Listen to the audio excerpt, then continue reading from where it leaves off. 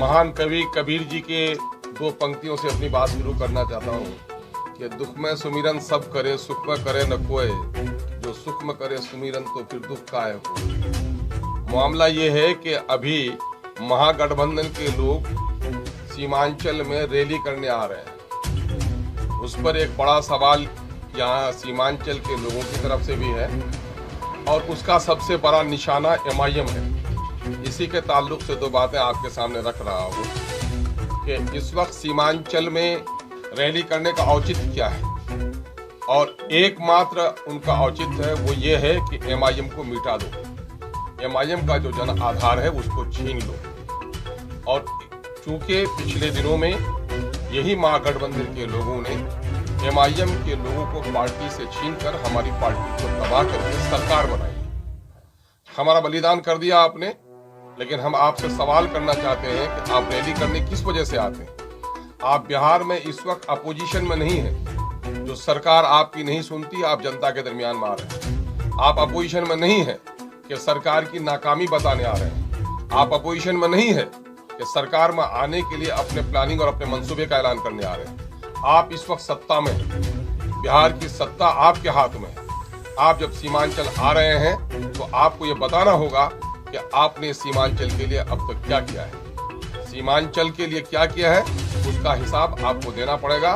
MIM वही सवाल जो सीमांचल के आम जनों की, यहाँ के गरीबों की, मजदूरों की, हिंदुओं की, दलितों की, महादलितों की ओर से है, वो ये है कि सीमांचल अब भी बिहार में सबसे गरीब क्षेत्र है, पलायन हो रहा है। याद होगा डिप्टी चीफ मिनिस्टर जनाब तेजस्वी यादव साहब कि उस वक्त अपने चुनावी भाषण में 2020 में उन्होंने कहा कि हैदराबादी भाई को बिरयानी खिला दीजिए, मेहमानी करा दीजिए, उनको लौटा दीजिए, वोट हमको दीजिए, और अगर हमको वोट दीजिएगा तो मैं सीमांचल डेवलपमेंट काउंसिल बनाऊंगा। ठाकुरगंज में दिया गया उनका भाषण, अररिया में दिया गया भाषण, सीमांचल के जन जन और कन कन ने सुना है और गवाह है।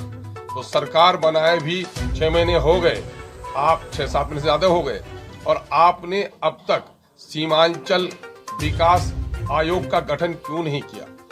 आप गंगा में 3 किलोमीटर पर, 4 किलोमीटर पर बड़े बड़े सेतु बना रहे हैं। 3,000 करोड़ का, 3,500 करोड़ का सेतु बना रहे हैं। छपरा को जोड़ने के लिए JP सेतु ही काफी था, फिर 6 लेन का सेतु बना रहे हैं।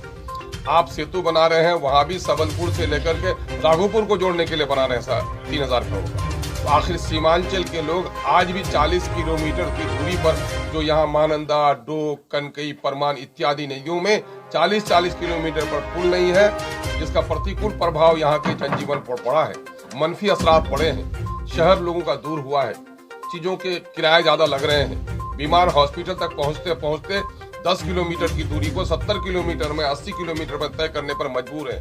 तो आपने हमारे नदियों पर पुल क्यों नहीं बनाया आप तक। अलीगढ़ AMU शाखा, माइनॉरिटी के वोट के आप चैंपियन हैं, अलीगढ़ AMU शाखा किशनगंज अब तक फंसा हुआ है, उसके लिए आपने क्या किया है। किशनगंज से मजदूरों का पलायन है, बाल मजदूरी है, यहाँ पर लड़कियों की ट्रैफिकिंग हो रही है, बीमार सबसे अधिक है, हॉस्पिटल यहाँ सबसे कम है। आपने हमारे लिए क्या किया है। ये वो सारे सवालात हैं जिनको जवाब महागठबंधन के लोगों को इस रैली में देना पड़ेगा। वो दौर गया कि सिर्फ आप बीजेपी का खौफ दिखाकर, बीजेपी तो हमारी गर्दन काटती ही है।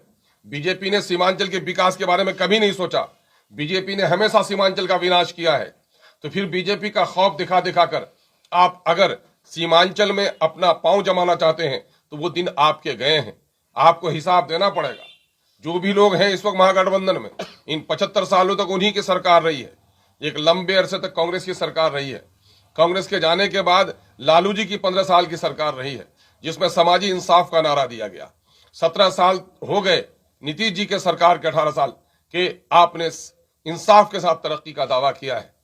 बीजेपी के कार्यकाल को अगर हम वो करते हैं कि इसने कभी हमारे लिए कुछ नहीं सोचा, लेकिन आपने तो हमेशा ऐलान किया है कि हम दलितों का उत्थान चाहते हैं, अकलियतों का उत्थान चाहते हैं। तो ये क्षेत्र दलितों का है, पिछड़ों का है, अकलियतों का है। हमारे लिए क्या किया है। 25 तारीख के आपकी रैली में जनता आपसे सवाल पूछ रही है, और आप सिर्फ MIM को निशाना बनाकर मत आइए कि MIM को मिटा देना है। अगर MIM को मिटा देना है तो मैं ही नुस्खा आपको बताता हूं कि सीमांचल डेवलपमेंट काउंसिल बना दीजिए। सीमांचल में किशनगंज जैसे पिछड़े क्षेत्र में मेडिकल कॉलेज स्थापित कर दीजिए।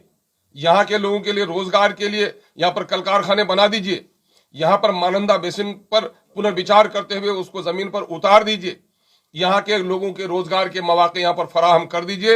एमआईएम की कोई जरूरत नहीं रहेगी अगर आपको एमआईएम से तकलीफ है और आप चाहते हैं कि सीमांचल के लोगों को भिखमंगा भी रखें, पलायन पर इनको मजबूर भी करें, इनकी नदियों पर पुल भी न बनाए और अंग्रेजों के जमाने की तरह इनसे टैक्स भी वसूल करें और कश्ती पर उतरे तो जुर्माना भी वसूल करें, तो वो जमाना जा चुका है। इस क्षेत्र में आप मत दिखाइए हमें हिंदू मुस्लिम का खौफ, चूंकि ये क्षेत्र हिंदू मुस्लिम एकता का क्षेत्र है। एमआईएम हिंदू और मुसलमान की बात नहीं करती है। वो बेगैरत लोग जो लोग हमें बीजेपी की बी टीम कहते हैं, अरे बीजेपी तो मुसलमानों का दाढ़ी नोचकर, टोपी तोड़कर उठाकर, मंदिर तो मस्जिद तोड़कर खुशियां मनाती है, लेकिन एमआईएम किसी नॉन मुस्लिम भाई का अपमान नहीं करना चाहती। एमआईएम का विश्वास है कि ये देश हिंदू मुस्लिम सिख ईसाई सबका है। एमआईएम यहाँ सीमांचल को कश्ती मानती है और इस कश्ती में हिंदू मुस्लिम अगरे पिछड़े सबको मुसाफिर मानती है और ये कश्ती डगमगा रही है।